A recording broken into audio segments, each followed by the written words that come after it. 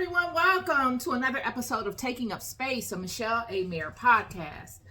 Always excited, y'all. Always excited about coming forward with a thought-provoking conversation for y'all. Today's conversation, you all, we will be speaking to, we're going to be speaking to marketing outside of social media. This came upon me while I was driving home from picking my daughter up from school. I want to speak on that, and I want to also speak on, these times that we're in and how women play a role in being the mediators of truthfulness during these times and the times that'll come. It's going to all make sense. It's going to be a very thought-provoking conversation. So just hang tight, relax. If you're driving home, just listen to me as you drive. And if you are doing work, put your headphones on and take care of your business while you listen to this this conversation, because I think it can be useful to you. I was driving home from work and driving home from picking my daughter up from school. And on the days I drive home, I look around my environment. And I saw recently these little, I don't know if they're 24, maybe 30, 24 by, 24 signs on poles. Like we used to see when we were coming up. If you're in my age group, you know that when you came up, if you wanted to know what was going on, you either listened to the radio or you watched your environment. You looked at the telephone poles and you would see the signs of different things that are going on in your community or in the city in general. And I hadn't really been seeing that lately. I know many of my friends would be like, oh yeah, such and such is in concert tomorrow. And I'd be like, darn, I can't go because I didn't know about it. They had a number of concerts over the summer that I missed out on that I really would have went to. I would have gone to had I known in advance. Even if I had known like a week or two in advance, I would have gone. But because I didn't know, I didn't go and I missed out. So I made a comment to my friend about, we don't see any marketing in the community anymore. We don't really see billboards, concerts that say billboards, unless they're like really cultural concerts like the Taste of they have this food vending kind of thing going on in Leimert Park near where I live every year, and they have those on billboards. People know about that. But outside of that, like if you have a concert for an artist, someone's coming into town, you don't see that on telephone poles. You really don't see it on billboards as much. And I thought, wow, that would be something that would be really great if they brought that back, because people like myself, even though I'm on social media often, I don't see those advertisements on my timeline. And on my way home, I had noticed that I had saw advertisements for this event. I think it was the Wild 'N Out, the Nick Cannon event. And I thought, that's smart. Even though I probably wouldn't go to that because it's not in my age group. It's not something that I'm particularly interested in. But if it was in my age group, I would go to that. But I hadn't seen anything about that on social media. And it made me think, as a business owner, I have a number of businesses that I have launched and that I'm looking to launch and expand and grow. And I'm always looking for ways to market my business, because any of you that either have a business, this, or if you're looking to get into business, you can have a great product, but you'll suffer from underexposure if no one knows you. You can have a phenomenal product that the world will need, but if you don't expose your product to people, no one will know you have that. And it'll just sit. You won't move units. And I've gone on social media and I've invested money into marketing. It is extremely expensive to market, y'all. It's high. It's expensive to get your presence felt in many different markets, meaning locations across the world or even domestically. It costs a lot of money. You have to have a budget for it. And a lot of times those budgets eat up your profit that you have from you making your product or selling your product. And you really have no way of gauging who's actually being reached by the money you put into marketing on social media. Not to say that it's bad, or not to say that it's a fraud or anything like that, but there's really no way of actually having some form of accountability to the numbers behind the numbers. It could be a whole Enron kind of situation where they're cooking the books. They tell you, yeah, you reached 200,000 followers, but you only got 5,000 visits to your website. How do you know that? Right? And so it's just a whole algorithm thing, and it's a lot involved in it. And it brought me back to the whole concept of just locally marketing your business. Locally, whether it's putting a sign up on the corner, you can't camouflage that. People are going to move around the community regardless. There will be people in the community that are not of that community regardless, that will have the opportunity of seeing your sign. Now, you don't have to put a huge billboard up. I don't know what the cost of that is, but you don't have to do such things. You could put a sign on the corner on a telephone pole. Do you know how effective that is? Me looking at those different signs on the telephone pole has the same amount of reach, the same amount of stick in my mind than if I saw it on the internet. I'm going to sit at that traffic light regardless, friend. I'm going to look around my community regardless. And, I just wanted to reintroduce this because I think this is a lost form of marketing that we've just given up on in exchange for another way. I think if we expand our reach in multiple ways, we can get a better result.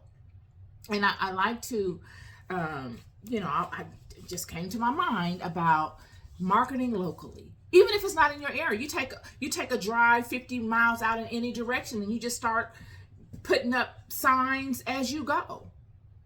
Putting them on bus stop benches. I mean, you know what I mean? Like, I'm sure that there's a higher markup for that type of thing as well, outside of putting up those little 24 by 24 posters on telephone poles. But you can track the success of that. You can go by that telephone pole and see if that sign is still up there. If that sign is still up there, you are reaching people, friend, because people are going to look around regardless. And if they are a follower of yours, if they're interested in that, they will attend that event. Because I'm telling you, there were a number of things over the summer that I surely would have gone to. I just didn't know that they were going on.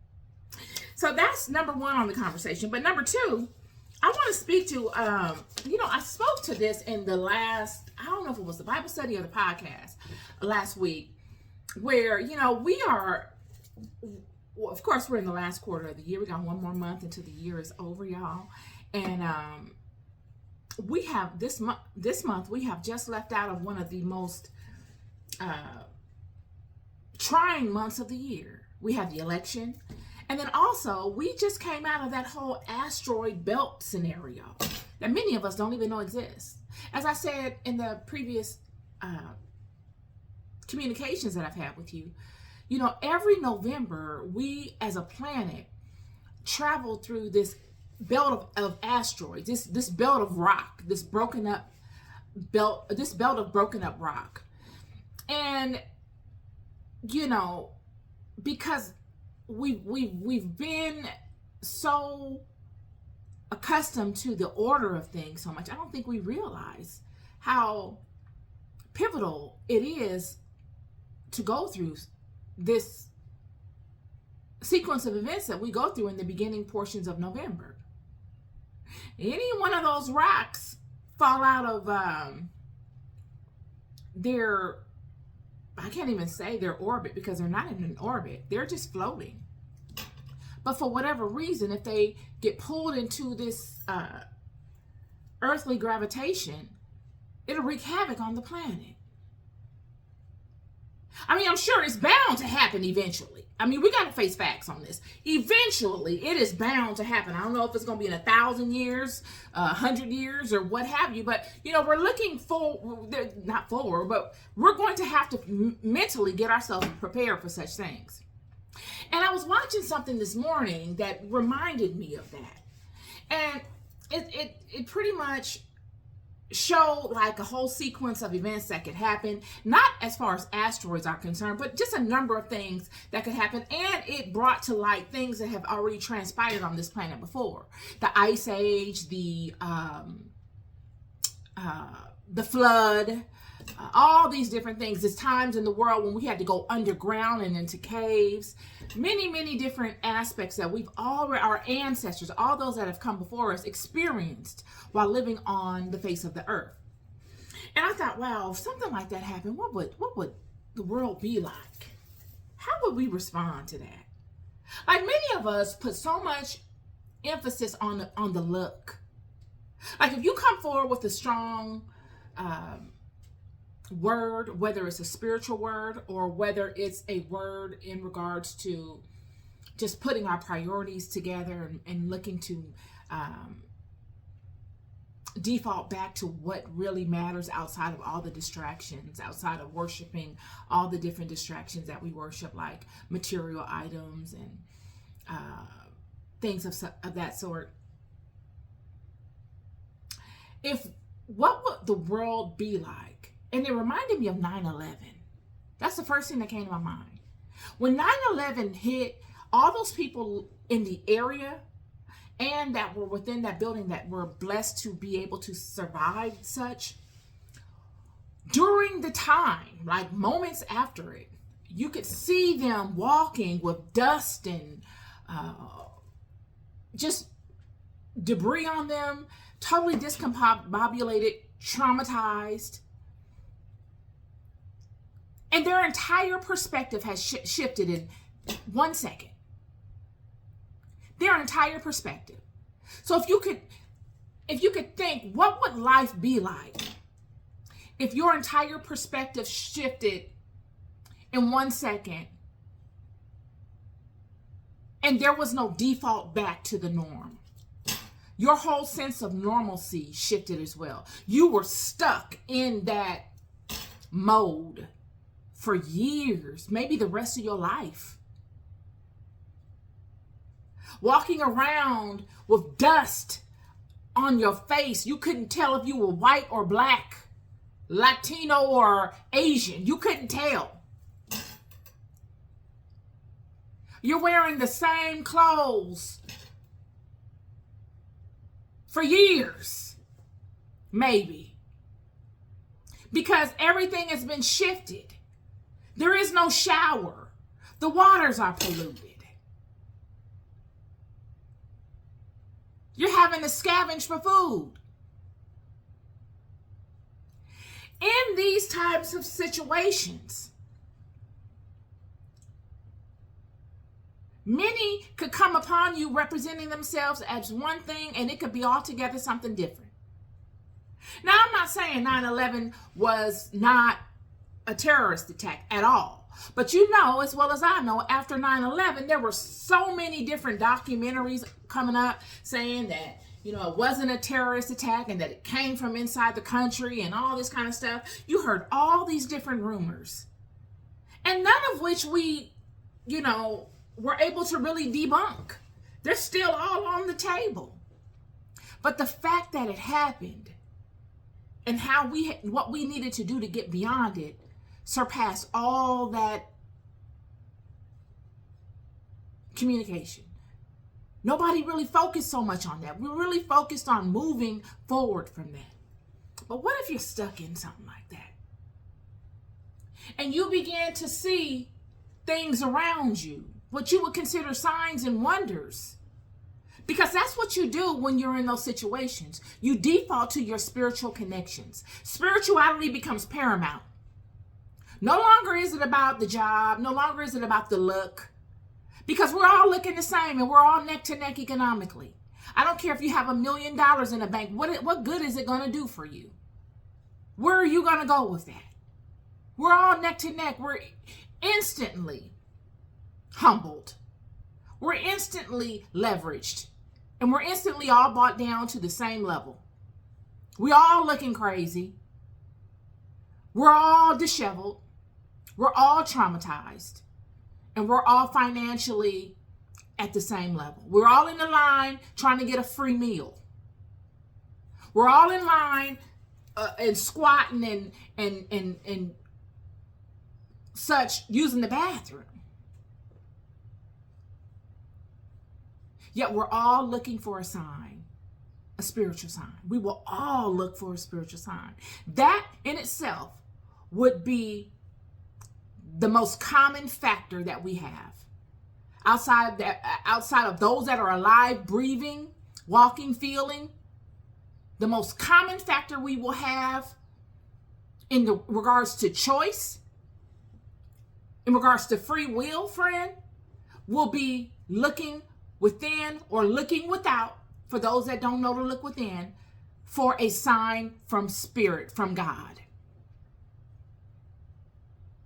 And it reminded me of Matthew 24, verse 24.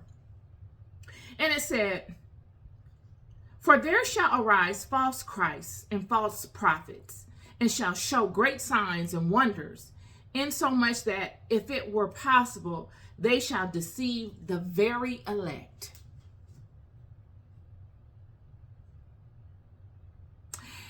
And that was interesting, because he didn't say they will deceive the regular people. The Bible is, Jesus is saying that they will deceive those that have spent lifetimes researching and studying the Word of God. Not those that are just in and out, on and off, but those that have really made a decisive made it a decisive way of life to follow and to learn the law of God. He's saying all of these signs, and it'd be so many signs and wonders, it'll fool even the most elect of you, the most informed of you. And that made me think. And I thought, what would it be like? Such a disaster as the flood. But then the world isn't flooded. There are people still alive, but something monumental like that hit. Your whole world is upside down. No more going to work. There's no more systems set up for that. Government can't sustain it. Everything defaults back to a tribal community of people.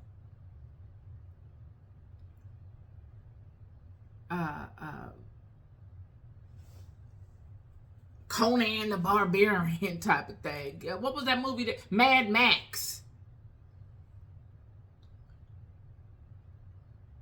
And you look around you, and you're looking like those children were when they were in bondage in freaking Babylon. And you're saying, I need a sign. I need a sign. And there are many people saying that they're getting these signs, and they're doing all these things, and they're hearing all these things, because I done told y'all. The enemy is a master at confusion. He's learned the physical body. He was there when God made Adam. He knows how this thing is set up. He could send you a dream. It's nothing for him to do that. If he could send you a dream, he could read your mind.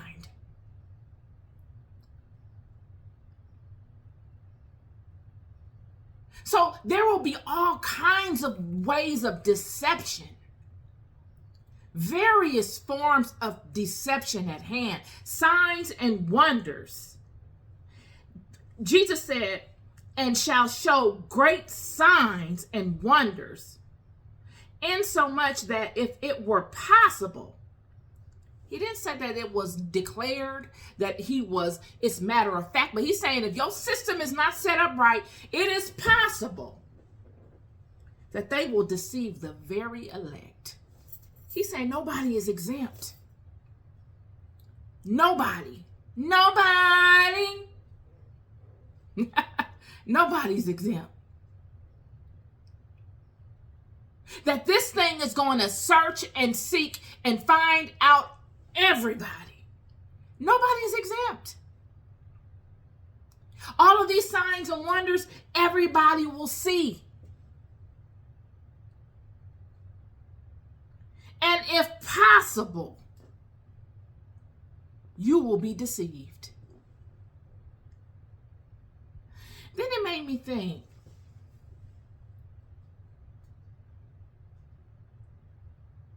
how would spirit move? How would it move in that scenario? How? And immediately, I thought it would go back to the original way. It would default back. It would spring right back to the way it originated. It will move through the woman. It's going to be her. It's going to be those vessels that have hung on to the truth of who they are. It's going to come from the least expected vessels.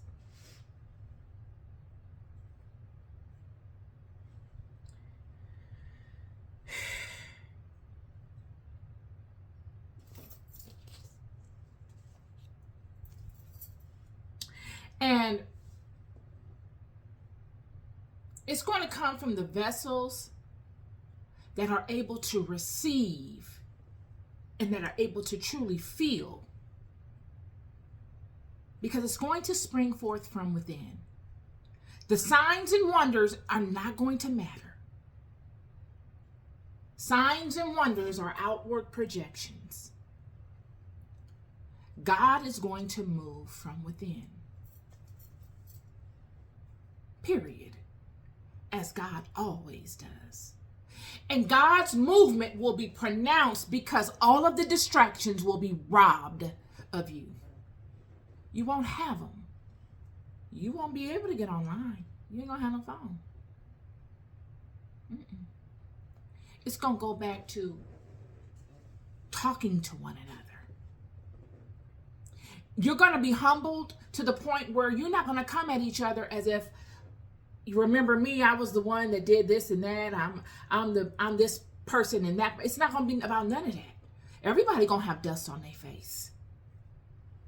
Everybody's going to be neck to neck.